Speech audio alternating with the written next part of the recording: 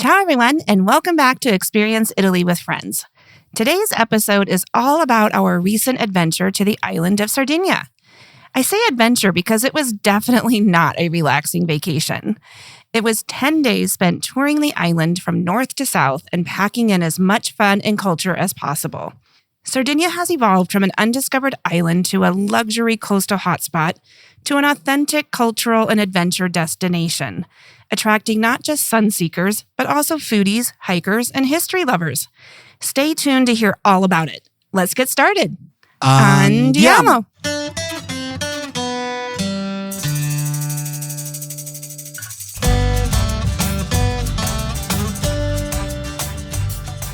Experience Italy with Friends is a travel and lifestyle podcast where we will explore our favorite destinations and hidden gems, share key travel tips and cultural insights, and provide real-time updates about our move to this remarkable country. Join me, Tanya Razzo, an Italian travel expert and founder of Amici Vacations, and my Italian husband and producer, Davide Razzo, on a journey that is sure to inspire you and prepare you to create immersive and authentic experiences of your own in the beautiful country of Italy. Hello again, Amici. I'm your host, Tanya, and I'm here with my husband, co-host, and producer, Davide. Ciao, amici. Thank you for joining us for our 20th episode. We've hit another milestone, Davide. Auguri! The big 2-0. Isn't it amazing? Oh my God, I can't believe it. I feel like we're just out of our teenage years. Oh, come on. We're in our 20s. Yeah, but a big hooray to us. Yes. 20 episodes. Come on. Okay, that's going to be a big one. So today we're diving into one of the Mediterranean's most captivating destinations, Sardinia, or Sardinia, as it's called in Italian. Lying to the west of mainland Italy, Sardinia is the second largest island in the Mediterranean, after Sicily. Its coastline stretches over 1,800 kilometers, offering a stunning mix of white sand beaches, dramatic cliffs, and crystal clear waters that rival the Caribbean. Sardinia began emerging as a popular tourist destination in the 1950s and 60s, particularly with the development of the Costa Smeralda, the Emerald Coast, in the island's northeast. This brought attention to Sardinia's natural beauty and began attracting affluent European travelers. From there, tourism gradually expanded across the island, first focusing on the coastal areas, and more recently growing in the interior and cultural tourism sectors. Italians still make up the largest share of visitors, especially from Lombardy, Lazio, and Tuscany. Internationally, the biggest groups come from Germany, France, Switzerland, and the UK. You know, it's still relatively undiscovered by Americans, so maybe I'll change that. To be honest, while I first heard about Sardinia from friends of yours, Davide, in Switzerland back in the late 90s, I didn't hear much about it nor really have it on my list of interests until recently. You know, last year I had clients express interest in wanting to go on a beach vacation as part of their trip to Italy, and I immediately thought of Sardinia. I mean, it's known for having the best beaches in all of Europe. After planning their trip, I was intrigued, and I felt compelled to go explore it myself. I mean, it kills me to send clients somewhere that I haven't been to myself. I had to fix that. I know we could all use those beaches right now, Tanya, considering it's, 95 today again in Montepulciano. But it's a great excuse to go to a beautiful island. How convenient. It was extremely convenient. Okay. Well, I know you can't wait to tell everyone about Sardinia, but first, let's provide a quick update on our life here in Italy. What's been going on? Well, first, we're finally home together for a while, thank goodness. I mean, we've been doing a lot of traveling these past couple of months. First Ischia, then I went to the US, then we were in Sardinia, and then you went to Switzerland for another guys trip. So, we just haven't been around here. Actually, I went to the Black Forest, to be precise, and we used Switzerland to start our annual Amici bike trip. So it was nice. We biked from Karlsruhe back to Basel. There were about 450 kilometers in 5 days. Very easy. And I did not bike all of them because I'm not as fit as my friends. But it was beautiful, It was also hot, but in the Black Forest, it was awesome. Yeah, you were all over the place in the Black Forest and, typically in remote areas. So we decided to push out recording this episode for a week to avoid technical issues. Actually, there were some instances where I had no internet or no internet in the room, or the internet was so weak that we made the right decision. So we apologize to you guys for coming with this episode a week late. But as I mentioned, it's a big one and a good one. So I'm hoping it's worth the wait. Okay, but back to Montepulciano. While you were gone, it became an oven here. It is so hot and we have no air conditioning. It's caused me to adjust my schedule a bit. I now get up early to get a walk in and then hunker down inside the apartment with the shutters closed and work with the fan blowing on me all afternoon. Then I venture out again after the sun has gone down, and based on all the people I see in town, that seems to be the general strategy. And it makes sense now that we don't eat until later, as I really have no appetite when it's so hot. So, other than being hot, though, it's nice to be home, and I'm looking forward to sticking around for a few weeks and getting more into a routine. Last week, for example, I finally went to the town market. It's only taken me 4 months, and it was so fun to be out and about and, strolling around with others from the community. I've been going out in the morning and evening more and, hope to develop more routines and feel more established in the local community and its events. I've been reminded that there is still so much to explore here. There's restaurants we still haven't gone to, countless wineries, other nearby towns, and the beach. Yeah, we're going this weekend, Tanya. We're going to Baratti. I can't wait. I am bringing our floaties and we are going in the water and chilling out, literally. I can't wait either. So, well, speaking of beaches, that's a great lead into our discussion about Sardinia. So where do you want to start, Tanya? As one of the tour guides I met explained, there are 2 types of visitors to the island, travelers and tourists. I thought that was a perfect way to describe us. I wanted to be a traveler and you wanted to be a tourist. So I asked my best friend from college, Debbie, to come travel with me, and you met up with your Swiss friends for some beach time on the East Coast. We then met up for a final day of touring and flew back home together. So I was there for a total of 10 days and you for 5 days.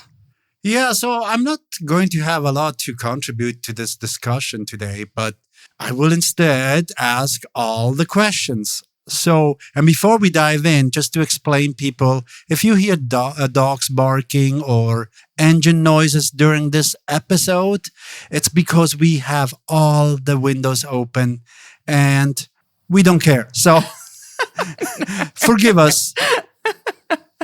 Okay, Tanya, let's dive in. Okay. Well, first I have to ask, did you enjoy your beach time? I did. Those were really beautiful beaches and the water was so clear and it was so nice. So I'm looking forward to Sunday. So, okay. But first, so why don't you begin with an overview of the island? What should we know about it? Sure. First, from a geographical point of view, Sardinia lies approximately 120 miles west of mainland Italy. So specifically, it's across the Tyrrhenian Sea, across from the coastal region of Lazio. So the north coast of the island begins south of Rome, actually kind of right between Rome and Naples, if you want to visualize it. And the south coast of the island ends about where your parents live in Lamezia Terme, Calabria. Yeah, so far down, huh? It is. And it's an oval-shaped island with the long sides mostly parallel to the mainland. It's kind of strange because the mainland's crooked. Yes. But the island is just left or to the west of mainland Italy. And as I mentioned earlier, it's the second largest island in the Mediterranean after Sicily. At 9,300 square miles, or 24,000 square kilometers, it's only 7% smaller than Sicily in surface area, but it has significantly less population, 1.6 million versus Sicily's 5 million. And its population is very spread out across the island, making it one of the least densely populated regions in Italy. And, I think that's part of its charm. There's space, quiet, an unspoiled nature almost everywhere you go. Now, the population that it does have is concentrated mostly in the south, particularly around Cagliari the island's capital and largest city. Other notable cities include Sassari in the north, Olbia on the northeast coast, and Nuoro, located more inland, and it's known as the cultural hub of traditional Sardinian life. Outside of these urban areas, much of the island is rural, with small towns and villages nestled among hills, mountains, and coastal plains, offering a slower pace of life and strong local traditions. As I mentioned before, its famous coastline stretches over 1,800 kilometers, or about 1,100 miles, so it's a lot of coastline. But Sardinia isn't just about beaches. It's a land rich in history and mystery. Let me provide a quick historic timeline for you. So, prehistoric Sardinia dates back to around 10,000 BC. Then, around 1800 BC, the Nuragic civilization is considered the first major civilization in Sardinia. The island is still home to over 7,000 nuraghi. These are stone towers built by this ancient civilization. And, it lasted through the Bronze Age and the Iron Age. Next up, we're from the Phoenicians and the Carthaginians, modern-day Lebanon and Tunisia. And they settled there during the 9th and 6th centuries BC. Now, lastly were the Romans. They eventually conquered Sardinia in 238 BC. Everything ends up being conquered by the Romans at some point. So in 238 BC, it became a province of the Roman Republic. This parade of rulers have left their mark on the island's culture, language, and architecture. So being in the middle of the Mediterranean and having a huge coastline made it an easy target for all these invaders, huh? Yeah, it was a little too easy to take over. Yeah. But being an island doesn't make it super easy for the rest of us to get there. So how does one get to Sardinia, Tanya? Well, Sardinia is accessible by plane or ferry. The island has 3 main airports: Cagliari in the south, Olbia in the northeast, and Agaro in the northwest. There are many direct flights from Italy's major cities and across Europe. You can also take a ferry from mainland Italy from Civitavecchia, Genoa, Livorno, and Naples. And from there, you will arrive in Sardinia in Olbia and Golfo Aranci in the northeast, Cagliari in the south, Arabatax in east central of the island. And, overall, the cost is fairly comparable. You can get flights for around €100, I found, and the ferry was similar when I was checking. So a key deciding factor is if you want to bring a car or camper, which many people from Europe and Italy do. They want to be in Sardinia with their car or with their camper touring around the island. Yeah, so we flew over, but maybe next time we'll take the car with us and take the ferry. I think that would actually be a fun experience. Yeah. So, okay. Well, that was a great overview, but let's dive into your adventure, Tanya, not mine, because nobody wants to know about that. How did you decide where to go? What was your strategy? Well, at first I thought my main focus was going to be on discovering the best places for a beach vacation. But as I started to research the island, I learned that it had a lot to offer from a historical, cultural, and adventure perspective, so I broadened my itinerary. My goal was to cover as much of the island as possible in 10 days, while making sure to have some fun along the way with my bestie and not completely wear her out.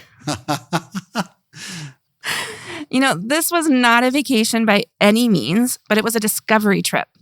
We started in the northeast corner and then worked counterclockwise around the island. Most Sardinians would think my itinerary was crazy, and I don't think I'd recommend it to anyone except to the most diehard adventure traveler such as myself. I mean, even you didn't want to do it. Nope. I knew why. But I can't wait to hear all about it, Tanya. So the pictures you posted each day were incredible. And let's cover your journey by each destination. Where did you start? Well, as we mentioned, I flew into Olbia from Rome. It was a quick 1-hour flight. I wanted to experience the Costa Smeralda, the Emerald Coast, and the surrounding northeast area, but, it's quite broad, so I needed to break it up into 3 different locations. I first stayed in Golfo Aranci, about 30 minutes northeast from the city of Olbia. I went here alone as Debbie didn't fly in until the next day.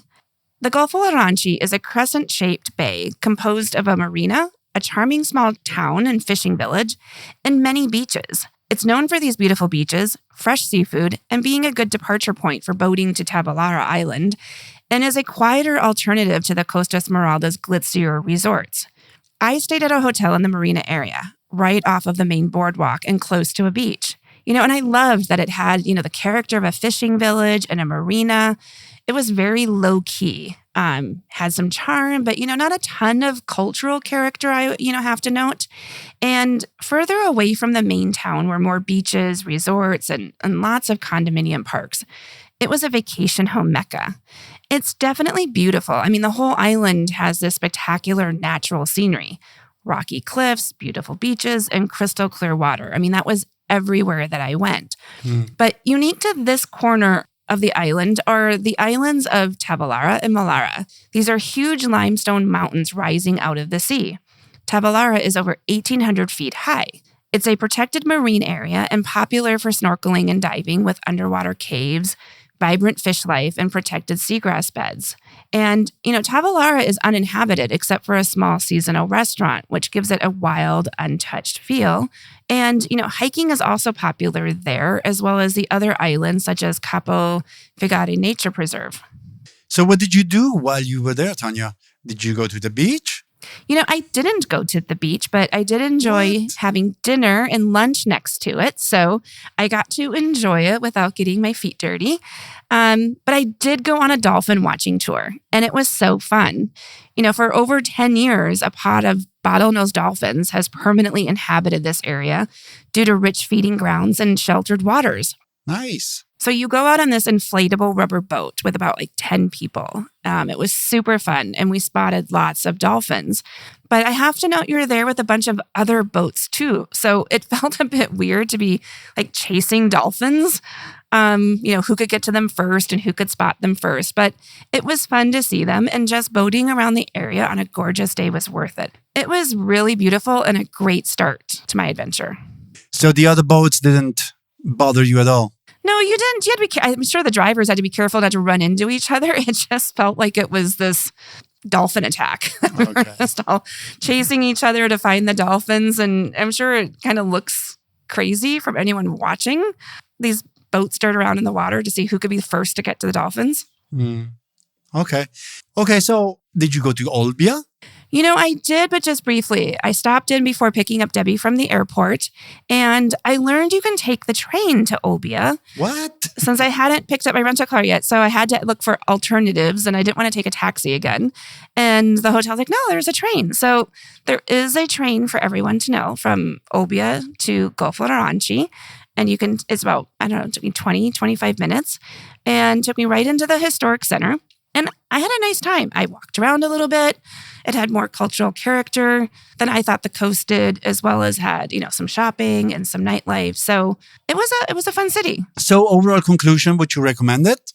Yes, I would. For those wanting a chill vacation with some easy access to islands and beaches, as well as a city, I think Golfo Aranci is the perfect destination. Okay. All right. So after Golfo Aranci, where did you go next? I picked up Debbie from the Olbia airport, and we headed north to Baja, Sardinia, which is a coastal town right in the middle of the stretch of coastline known as the Costa Smeralda. We stayed at a small boutique hotel a few minutes outside of Baja that had the most amazing gardens. I have to say, Sardinia has so many beautiful flowering plants like bougainvillea, hibiscus, oleander, jasmine, hydrangea. The entire island was in bloom, and it was so beautiful. It's like a flower store everywhere, and you know how I love my flowers. Yeah, I saw all those flowers too. You're right that they were so beautiful. So overall, the Baja Sardinia was a great base to tour the northeast coast, almost a peninsula of sorts. We checked out Porto Cervo, the luxury epicenter with a yacht marina and designer boutiques. And, aside from the water, the entire area reminded me of Scottsdale, Arizona. I'm not kidding. It has modern architecture, deserty stucco, and, it was very high end. It was fun to see the huge luxury yachts and wonder who they belonged to, but, it just wasn't my cup of tea. I kept walking around saying, this doesn't even look like Italy. It looks like we're in Arizona. So after a short walk around, we got back in the car and headed southeast. We went up the mountain and came across a fun restaurant with an amazing view of the area and the funniest name, Prima Opoi Mi Ponju a Postu. No, it's Prima poi mi pongo a posto. Thanks, Davide, which means sooner or later I'll get it right. Yeah. Maybe I should memorize this phrase and say it frequently as I'm trying to speak Italian. We then ended up finding the famous Spiaggia del Principe, Prince's Beach, named as such because Aga Khan fell in love with it. It was a fun experience. You parked your car away from the beach, and then you could walk down, through the sand and the grasses, or you could take an ape down to the beach. Now, for those of you who don't know what an ape is, it's like this little itty-bitty mini truck, kind of like a golf cart / scooter / truck. They're funny. But they're convenient to go in these places. And, I should know that this is the case for the most of the beaches around Sardinia. You need to be prepared to carry your stuff a good distance, or luckily there may be an ape service to help you out. We ended the day on the coast of Baja Sardinia and loved it. It also has a large beach there, but it had a really fun town square and promenade with lots of bars and restaurants. It had a lot of energy and was great for aperitivo. Yeah, speaking of, going to the beaches, we went to 3 beaches there and we parked our car on the parking lots, but it luckily wasn't that far to walk. But I think you made the different experience, and it would be nice to have an ape just to bring all that stuff to the beach. Well, I think it just depends on if it's more isolated or not. Like, literally, I think the entire island, is just beaches. And there are, hidden beaches, private beaches, and all of them, are open to the public. So the more isolated they are, the more you have to work to get to them. So, okay, that was all that in one day. Wow. So what was next? Yes, it was one day. Can you believe it? I told you, we had a packed itinerary. So the next day took us to the town of Caneggione, just southwest of Baja Sardinia. It's another cute and charming town, has a great beach and marina, lots of condos still, but also some nice resorts that were walkable to town. It had more of that fishing village vibes, more similar to Golfo Aranci, and it was a good central location for all of the northeast coast, really right in the middle.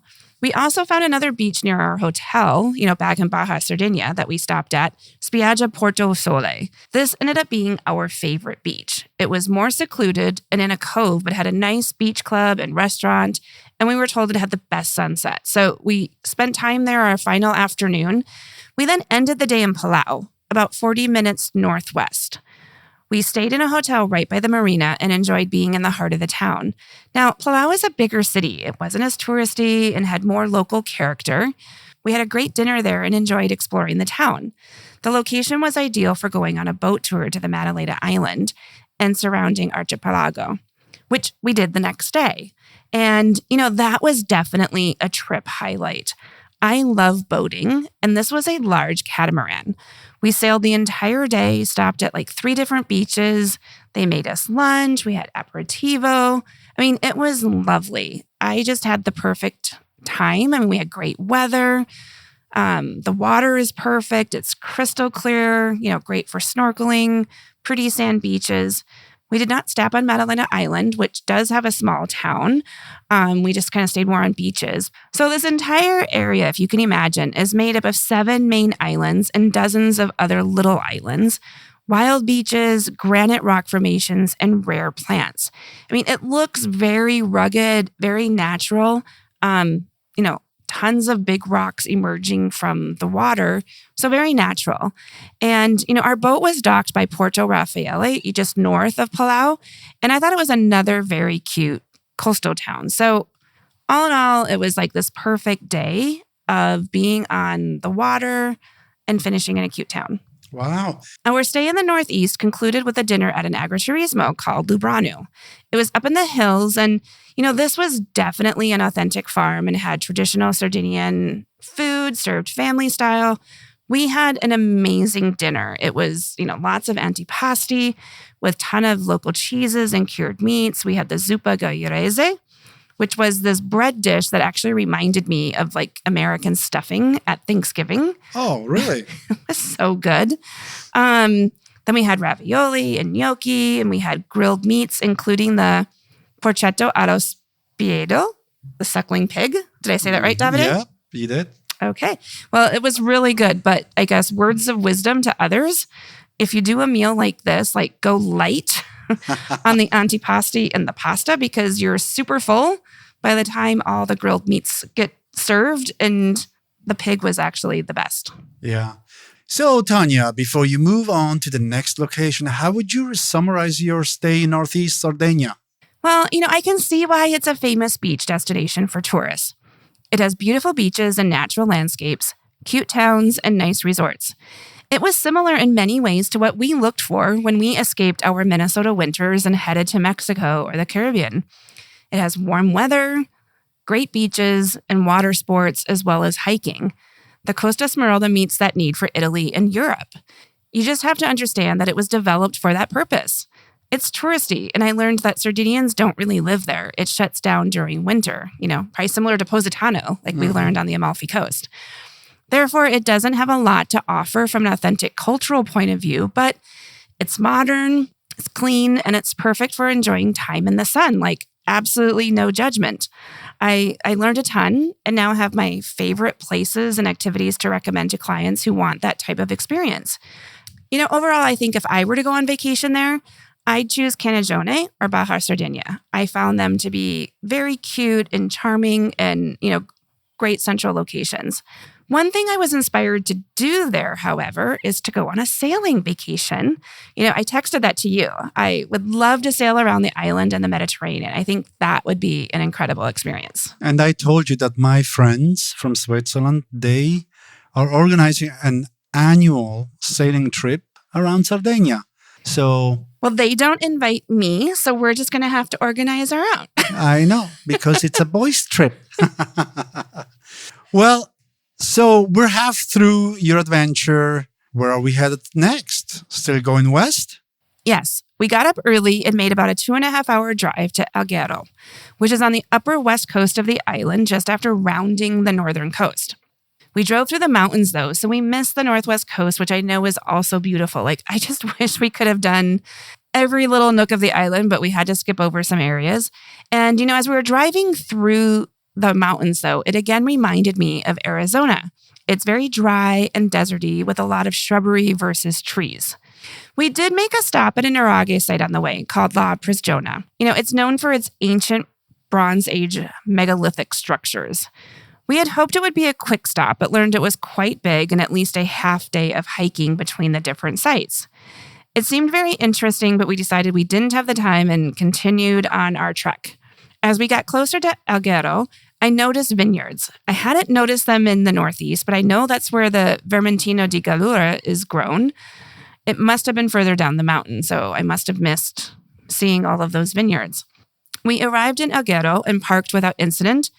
We barely got to our bed and breakfast in the historic center, and I was already in love. It was so cute. Alghero is a Catalan-influenced town with a beautiful old town, cobblestone streets, and medieval walls and towers. This was the character and charm that I was seeking.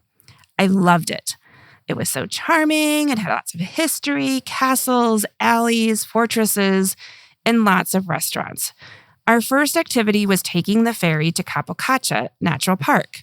It's a spectacular limestone promontory located about 12 kilometers northwest of Alghero. The ferry ride itself was lovely. I love boats. I love being on the water. At the base of the Capocaccia is Neptune's Grotto, or the Grotta di Nettuno. It's a vast sea cave that is only accessible by boat or a huge staircase carved in the cliffside, over 600 steps. So we opted for the ferry. Okay, so I was just about to, did you do the steps? No. We did the ferry, and it was so interesting, even trying to dock. The waters were pretty rough, and you had this huge cave.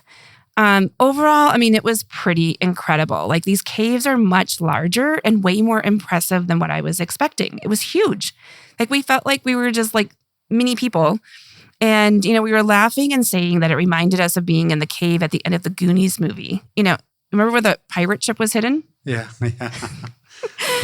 So it's huge. And you just kind of keep touring through the cave. And it's just one room after another of all of these rock formations and stalactites and stalagmites and all of the impressive geology that I am not educated about. I saw the pictures. It was really nice. No, it's super impressive. And, this entire area is a natural park. You can go biking, you can go hiking, boating, snorkeling, diving, boating, so many outdoor activities in and around the park.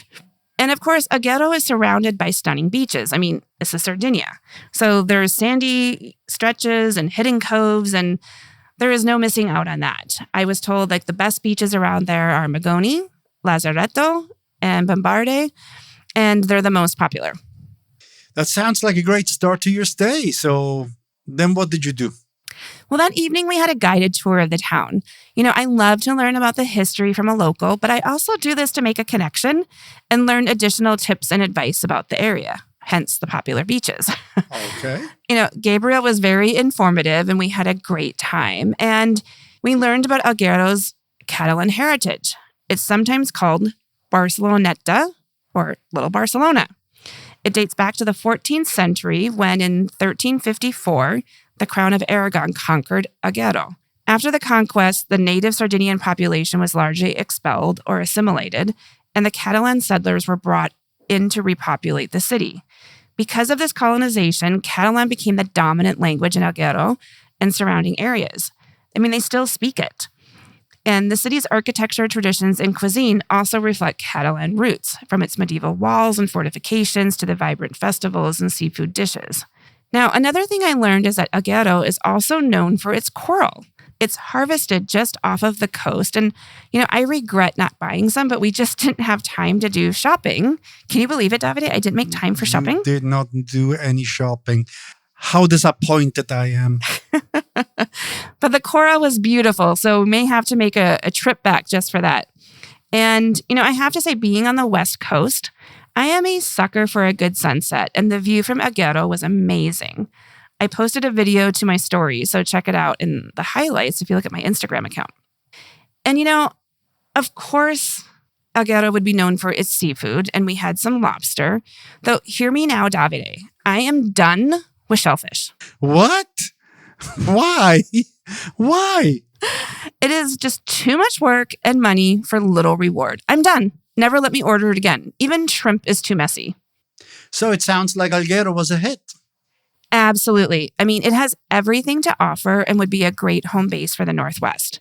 It's charming and has an authentic historic center.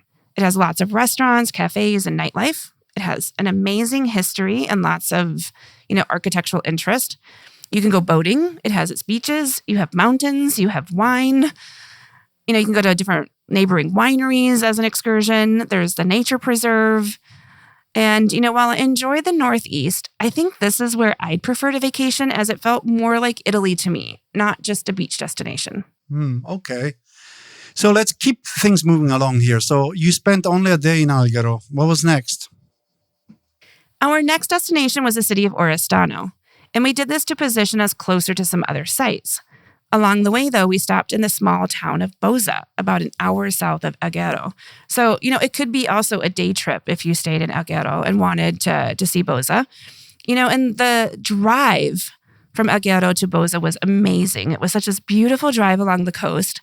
It reminded us of the Oregon or Upper California coastline, very dramatic cliffs, natural grasses, and a jagged coast with amazing beaches and water.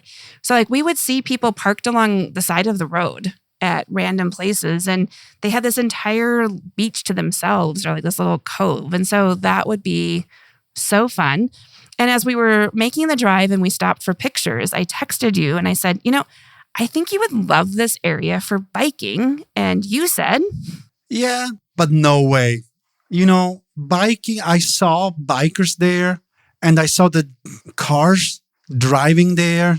No way. No, it's too dangerous. Well, it's a bummer because it's so beautiful. And, we did the drive and we made it to Boza around lunchtime. And Boza is considered to be one of Sardinia's most picturesque towns, with its pastel-colored houses that kind of climb up the hill below this castle called Malaspina.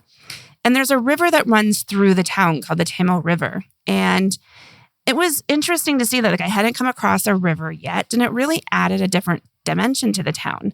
The town is known for its cobbled streets. It has a charming historic center, lots of artisan shops and traditions, and it has Malvasia wine. And overall, Boza felt like a hidden gem. Like we stumbled upon something that not all tourists get to see. It was so cute. We had lunch along the river, and then we strolled through town and found ourselves taking pictures of like colorful doors. They felt like those like Hobbit doors, and they were colorful and cute. And we took pictures of the alleyways, and there were lots of restaurants and cafes and good energy. Like I think it would be a good town to spend a night or two in just to see the surrounding area or do a day trip to from Agüero. Okay. Now, the Boza Marina is just a few minutes away too, so you aren't missing out on a beach. Like it has a large beach with golden sand, and we tried to walk it at first, and it was so hot we gave up and drove. Like it's just not worth it to be like 30 minutes both ways in this like 95-degree temperatures. But it was close by, and the other thing as we were driving away, we noticed is that the best view of Boza was from a distance.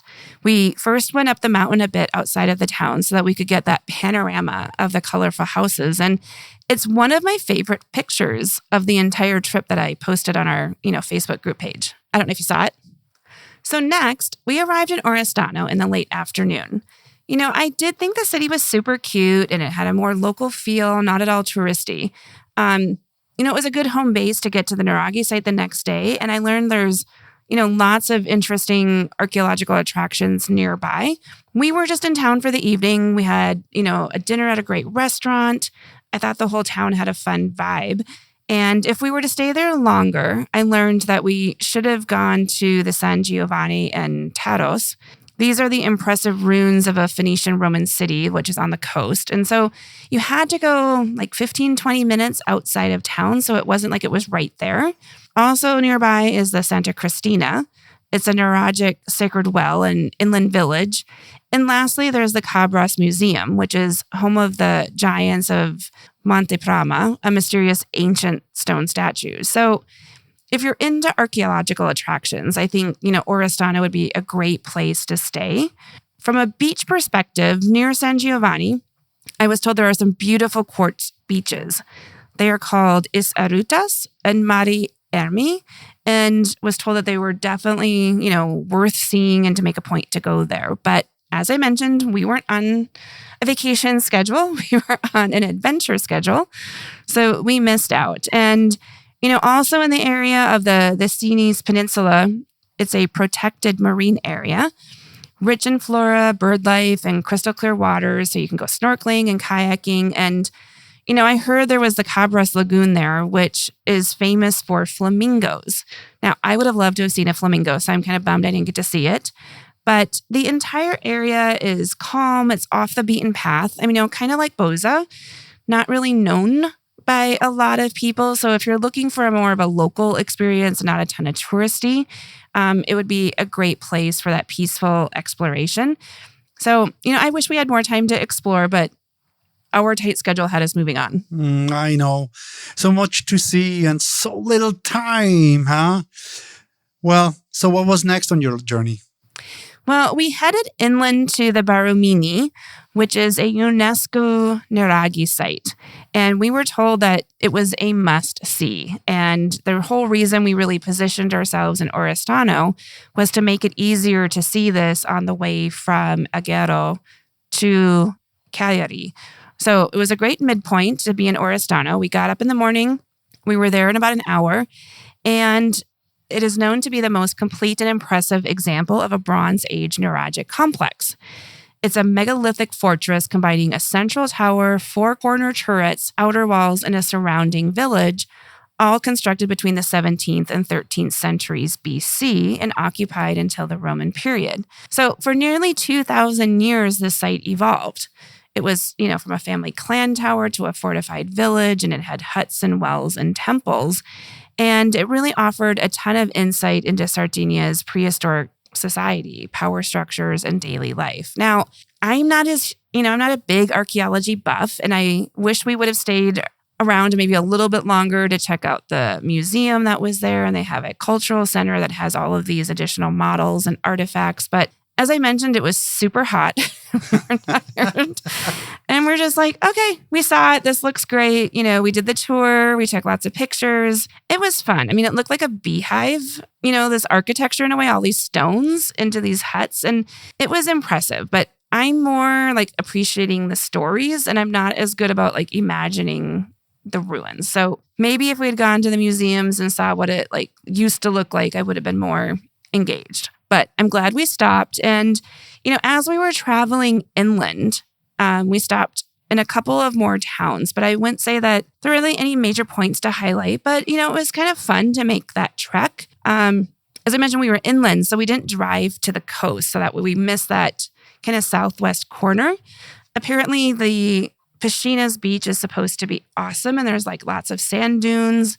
And some interesting landscapes in that corner of the island that we missed. But we continued to drive south through the inland part of the island to Cagliari. And, while we were doing so, I noted that the landscape looked more agricultural and green with more trees versus shrubbery. So, it didn't feel as deserty as the northern part of the island. No Arizona, huh? So, Nope.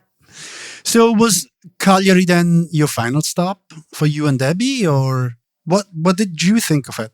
It was our final destination, and doesn't it seem like we've been traveling for forever already? A little bit, yes. Like we saw a lot. Like I told you, we packed a lot in, and I wanted to see Cagliari as it's the vibrant capital of Sardinia. It's a large urban center with a historic old town and a bustling port, and it has about 150,000 residents like in the city, but if you include the metro area, it's about 500,000. So again, if you think about, like our tour guide pointed this out, like if there's 1.6 million people on the island, 500,000 of them, like almost a third, wow, are right there around Cagliari.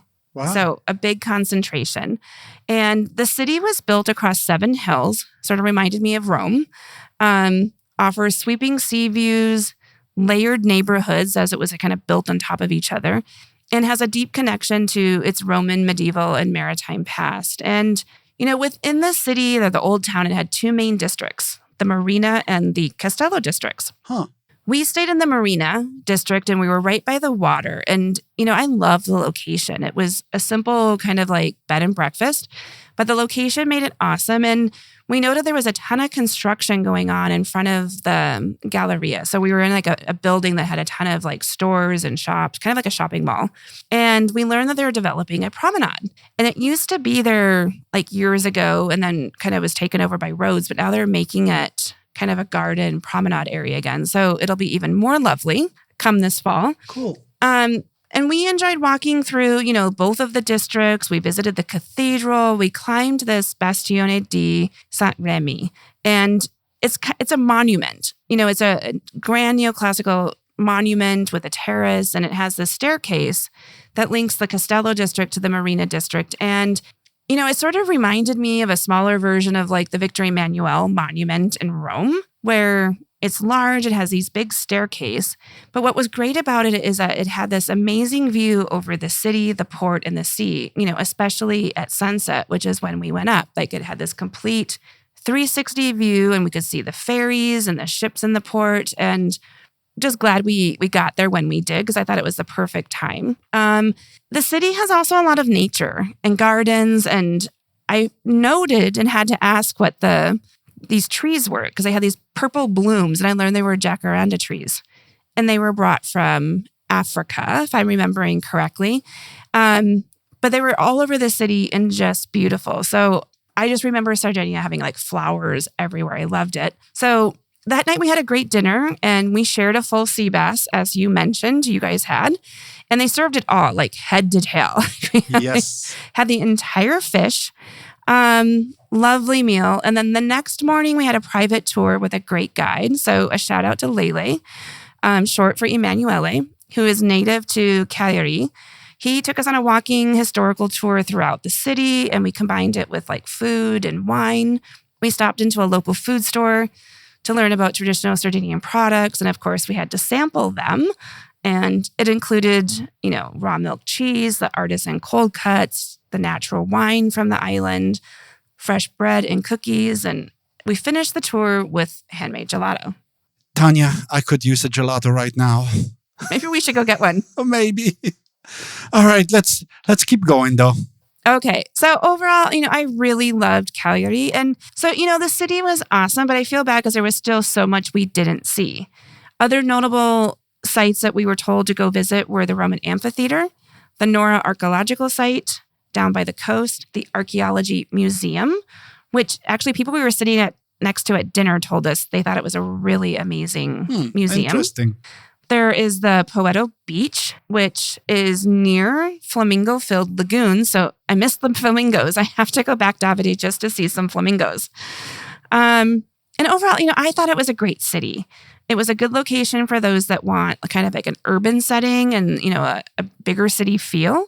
But you're close to nature as well. And, I think it would be an especially interesting home base for those that love archaeology and want to better understand the history of Sardinia, as Cagliari played such an important role in it. Like, it had so many different invaders, different phases of its history that, is layered upon layer, that it's a great city, I think, to examine. Mm-hmm. And it's a great base to go see the Nuraghi sites as well that are in the area. Yeah, wow. So maybe next time I need to go down there to Cagliari as well. So, well, your cousin lives there, right? Yes. So I think we have an excuse. Exactly.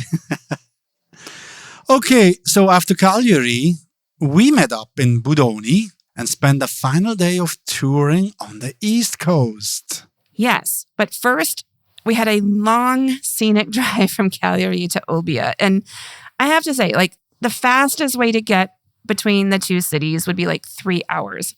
And we decided to take the scenic route, which made it over 4 hours. And, at first we were along the southeast coast and we thought, oh, this will be great. We'll get to see the coastline, more beautiful beaches and water. And then all of a sudden we were up in the mountains. Yeah, big mountains. You missed the exit somewhere? I don't know. Or there was just no continuing road. I don't know. We were up in the mountains and it felt like the Rocky Mountains. They were huge.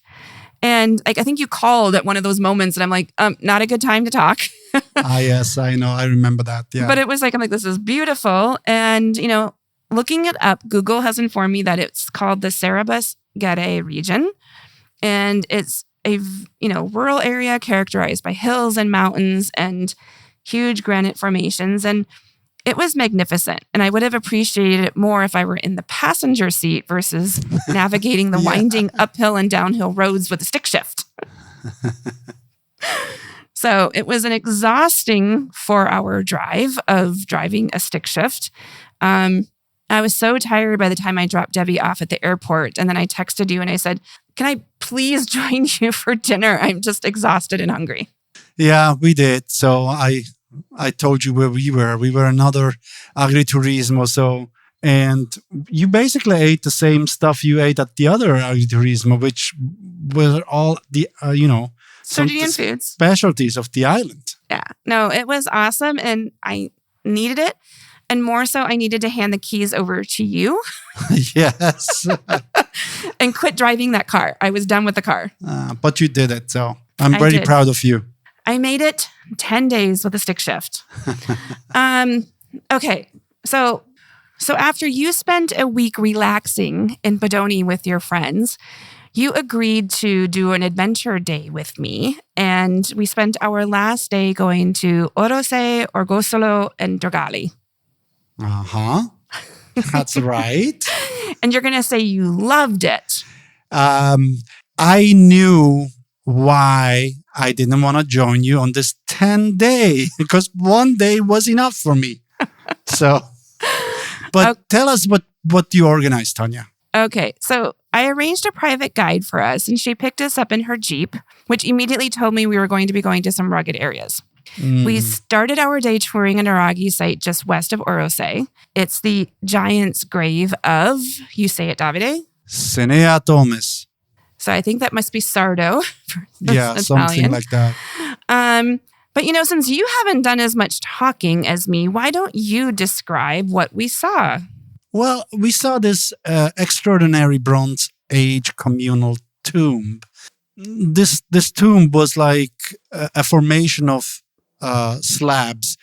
In the front, there was a miniature entrance, and there was this horseshoe-like slabs in front of this entrance. And then in the back, there was like the actual burial site, which was built with, again, some stone slabs. And then so they would fill up the tomb with the remains of people, and then put another slab on top of that to close the tomb. So, but we're talking about 18 to 1600 BC here, and the granite craftsmanship was outstanding, for back then. I mean, tools were not available like we have them today, but it looked really nice. It was impressive. And, and our tour guide kind of pointed out that, it was known for having this powerful primordial presence, and that people often, would describe having this sense of like spirituality and like monumental grace, frozen in the stone. And as we were there, I mentioned to you, I'm like thinking of Outlander. I was just about to say like that, especially that tall slab, it reminded me of the slab on Outlander that you can travel in time. Yeah. So you're like, are you going to touch the stone, Tanya? Do we want to test it if you're going to travel? No. So it was interesting. Like, it just was crazy to think like I've never seen a group burial site before. Like, we are so used to like individual tombstones and, mostly through our culture now, that to see like this mass burial site was very unique. So that was very interesting. So anyway, next we drove to a Supramonte region on our way to Orgosolo.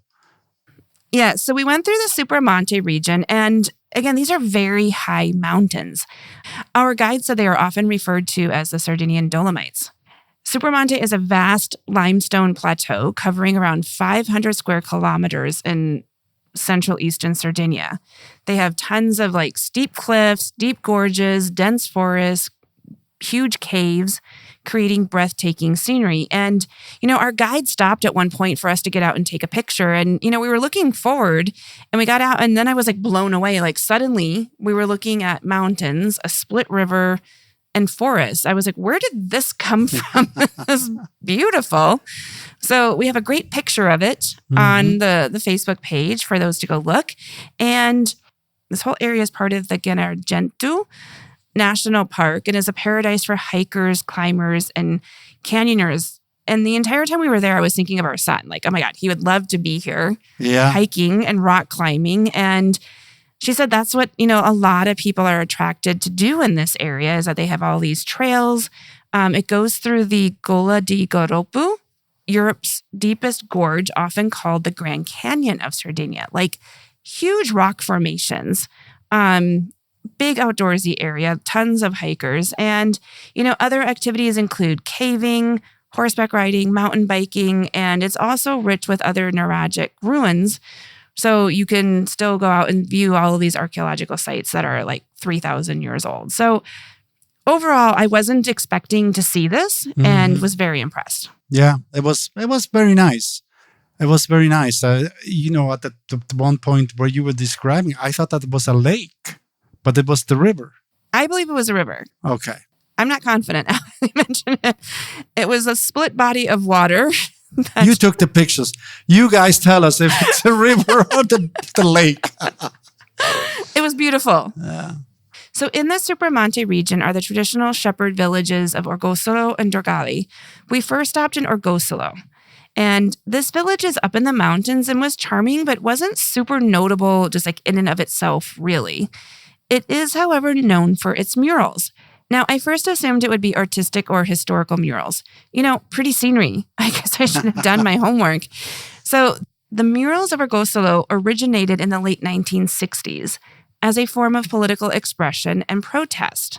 The first mural was painted in 1969 by the anarchist group Dioniso, who were protesting the militarization of the island during the Prato Bello shooting range controversy. Then in 1975, Francesco del Casino, a teacher from Siena, collaborated with his students to create additional murals commemorating the Italian resistance. So, overall, all of these murals were basically political and social themed.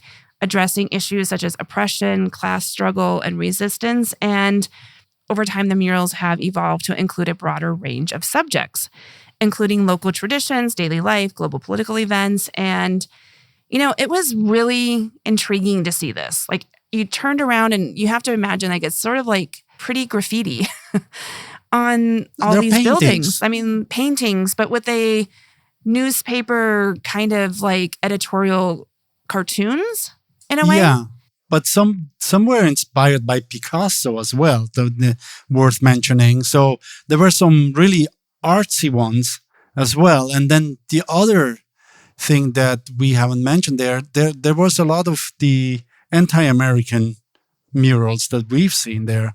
So, well, I mean, they mentioned Vietnam, they mentioned like the Native Americans. It covered just immigration in general. Mm-hmm. How that is, an issue, but is it an issue for all the different parts of the world, given that everybody has done immigration? It was incredible. Like, they even had one on the Twin Towers. Yeah. So it was like walking through time, like a historical timeline on all of the walls of these buildings. So very interesting.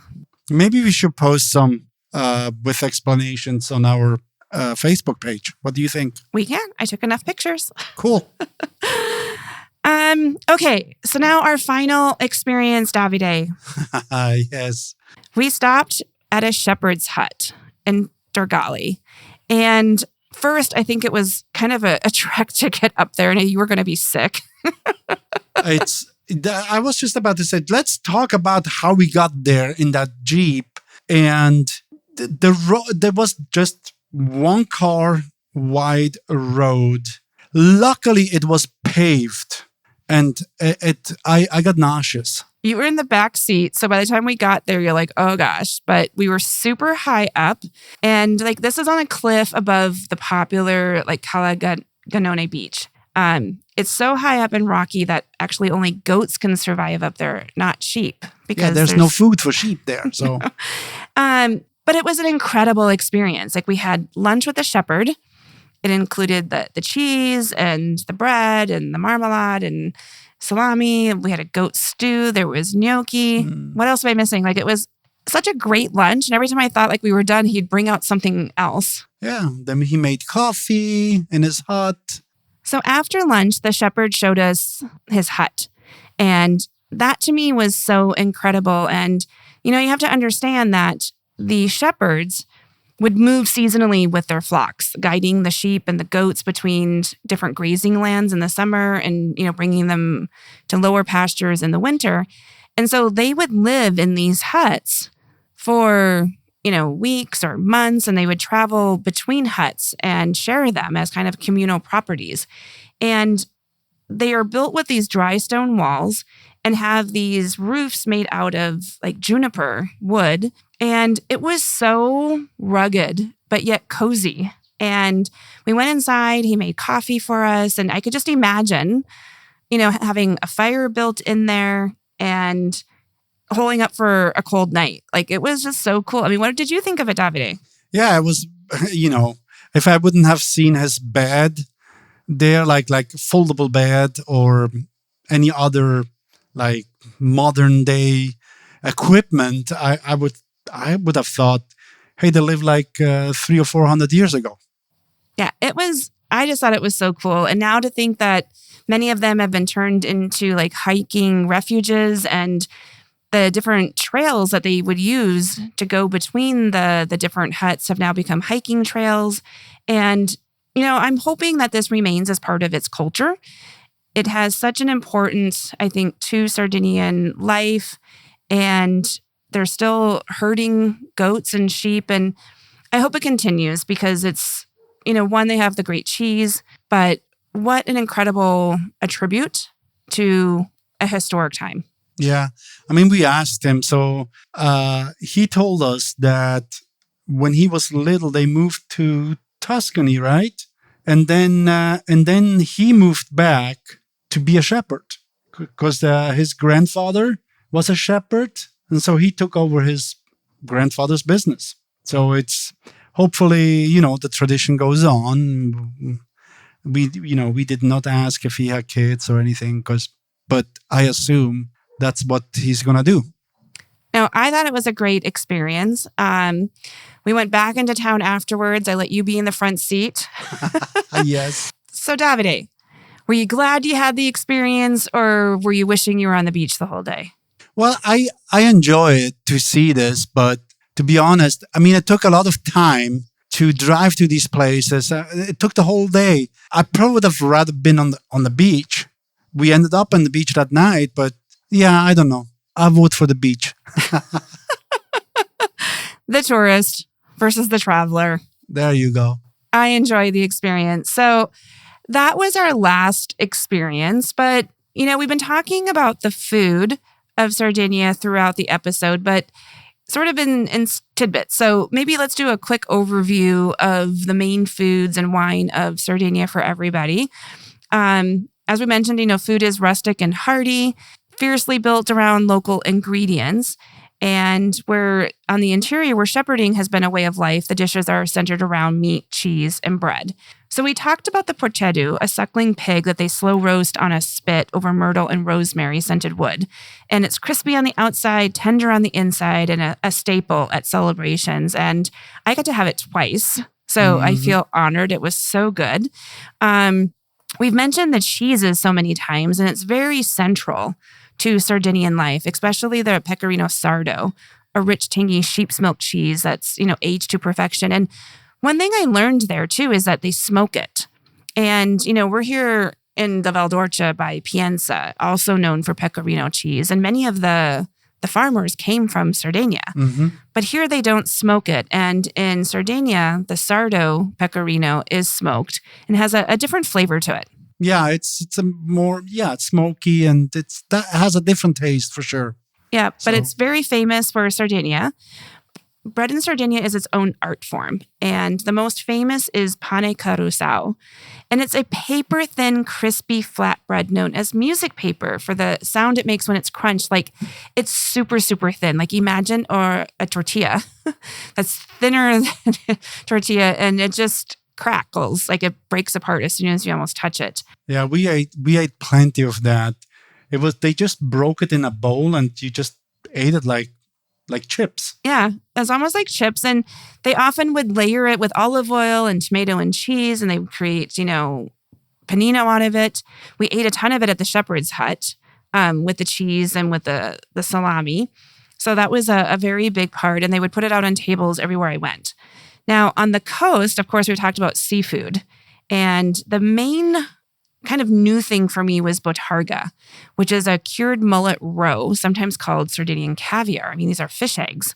And they dry them, but they sprinkle them as a seasoning over pasta. And I bought some for us and brought it home. Maybe we should have some tonight. We could. What I loved, as you mentioned a couple of times, was the grilled octopus, lobster from Alghero, which I will never have again because I got 3 bites for a ton of money. But I also love the pasta there. So they're known for the fregula pasta, which is like a couscous. And they had different dishes called the maioredis, which is a small ridged pasta that they serve with sausage and tomato sauce. And another pasta called culurgiones. Good job, Davide. It's a stuffed pasta similar to ravioli, but they fill it with potato, mint, and pecorino. So I don't think I had that particular pasta. Didn't we have that on the agriturismo? We could have. I guess I'm not sure what type of ravioli we're eating. We had that there at that night in Budoni. Okay, well then it was good. So. And of course we have to talk about the wine. So why don't you mention a little bit about the wine, Davide? Sure. Even though I didn't have much wine while they're on the island, but let me tell you about that Sardinia boasts some exceptional native varietals. The most famous one is the red Cannonau. So everything is Cannonau. It's a robust, earthy wine made from Grenache grapes. So then, for white wines, the Vermentino di Gallura stands out. It's a fresh, aromatic wine from the north, perfect with the seafood and summer evenings. I think that's what I drank primarily while I was there because it was so hot. So me, I love my white wine when it's hot outside, and I really like the local Vermentino. Yeah. I do too. I like the Vermentino from Tuscany or even from Liguria as well. It's just the nice summer wine for us. Yes, loved it. So that's a little bit about the food and wine. And the other thing that kind of goes hand in hand with that I wanted to mention is that Sardinia is known to be a blue zone. And, what does that mean? And, they have an aging population. And Sardinia is one of only 5 blue zones in the world. And these are regions where people live significantly longer than average. And, why is that? So, Sardinia has been studied for having an unusually high number of centenarians, people living past 100.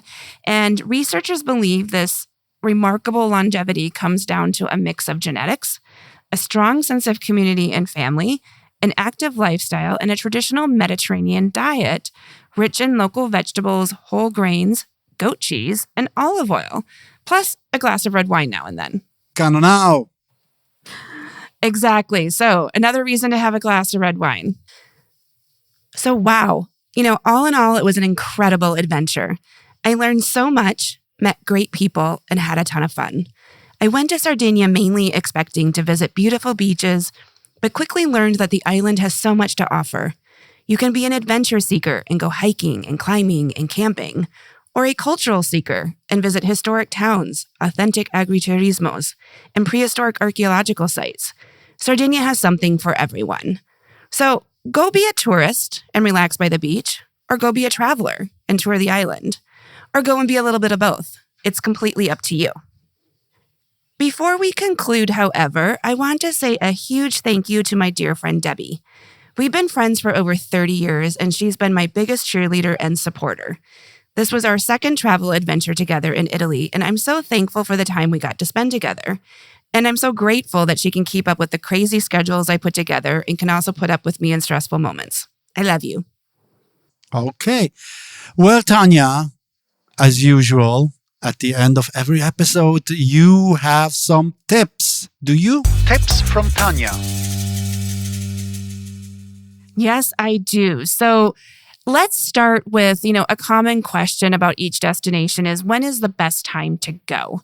And, I think Sardinia has both the nature as well as cities to offer everybody. And with other cities in Italy that we've talked about, they're accessible year round. And that's a great time if you're wanting to go to Cagliari, if you want to go to Alghero, you want to focus on Olbia, you can go there 12 months of the year. Now, if you're looking to do the outdoor activities, you're basically going to have May through October to embark on all of those. And the more that you're in May, June, September, October, you're going to have milder temperatures. June, July, and August are going to be the hottest. And as we've learned even with Ischia, July and August is peak season.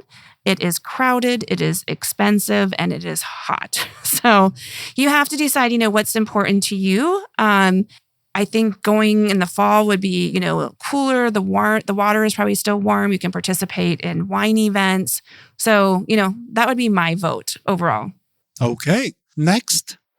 My second tip focuses on renting a car and I guess answering the question of, do you need a car in Sardinia? And overall, I have to say that the answer is yes. It is really hard to enjoy the island and everything that it has to offer, given how remote that it is, if you don't have a car. Now, if you're going to be mainly basing in cities, you can maybe rely on guided tours to take you out of the city, but it's going to be more expensive overall to rely on a car service. So I would recommend renting a car. I asked about the train system, and most of the guides I talked to about it sort of laughed and said, it's there, but it takes you almost an entire day to get anywhere on the island if you're relying on the train. So not as reliable and not as many destinations as maybe we're used to on the mainland. So assuming you rent a car, I have some tips with that too. Always, lessons learned the hard way. And the first was having a physical driver's license with you. And coincidentally and conveniently, my driver's license in the US expired 10 days before the trip. Now, I thought I was being great and going to the US to get it renewed. I got the international driver's license. I had a temporary license. I was set. And when I got to the rental company, they said, no physical license, no car. And I said, but I have the international license. I couldn't have an international license if I didn't have a valid driver's license. And they said, don't care. I had a picture of my new license. Didn't care. The temporary license. So luckily, I had thought to have my license sent to my friend, Debbie, and she brought it with her so I could rent the car on the following day. But I was really surprised how strict they were. They said, if you don't have a physical license to show the police, we can't rent a car to you. So make sure you have a physical license as well as the international license. And when I asked about the international license, that particular rental car said, we actually don't need it. So again, we talked about this in a previous episode that it's important, but it seems 50-50, of the time. Some rental car companies say you have to have it and others don't care if you do. So the final thing I want to note with the car is driving a stick shift in Italy or maybe in Europe has an additional feature to put it in reverse. And I had to call Davide because I'm like, I cannot get this car to go in reverse, even though it's clearly in the reverse section. Every car is different too. But you had to explain to me that there was this lever that I had to pull up on like the gear shaft, in addition to putting it in the reverse gear. So I don't know. I was lost. So just a note to anybody renting a car with a stick shift, there's this extra thing you have to do to put it in reverse. But overall, I would recommend just renting an automatic because I was exhausted after 10 days of driving a stick shift. Yes. My third tip relates to hospitals and medical care in Italy. And unfortunately, now I've had 2 client experiences that have involved hospitalization, neither of them great. So I just want to remind everyone that accidents can and do happen, something as simple as slipping on the stairs. And, this latest incident was in Rome, and I thought for sure the hospital would be great. I mean, it's in a large modern city. And it sounded like it's not a wonderful experience. And I just want to point out to everybody, first, make sure you have extra medical coverage. And secondly, if it is a non-life-threatening event, take the time to locate a private hospital or clinic and avoid the public hospitals in Italy. They just can't compare to what we are used to in the US and, similar countries. So finding an English-speaking and a private doctor is important. The one way to do that is to talk with your travel insurance to help them locate one for you. Or I've looked into, which apps are available to assist you. There's doctors in Italy, there's air-dr.com, tripdoctor.com, or if you're just using Google, make sure you search for a clinica privata. It is super important to be aware of this and, dictate that you go to a private clinic or hospital to get the care that you're used to. Well, hey, Tanya, thanks again for your tips.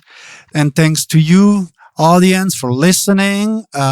We got through another episode number 20. Please go to our Experience Italy with Friends Facebook page and say hi. So if you have questions, ask them. We will answer them. Until then, Tanya? Arrivederci, everybody, and thank you for listening. I hope you enjoyed learning about Sardinia and are inspired to add this beautiful island to your bucket list. I know I for sure want to go back. Ciao, ciao. Arrivederci.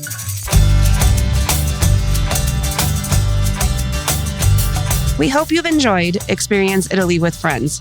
If you like the podcast, remember to follow us and leave a review letting us know what you found to be the most helpful.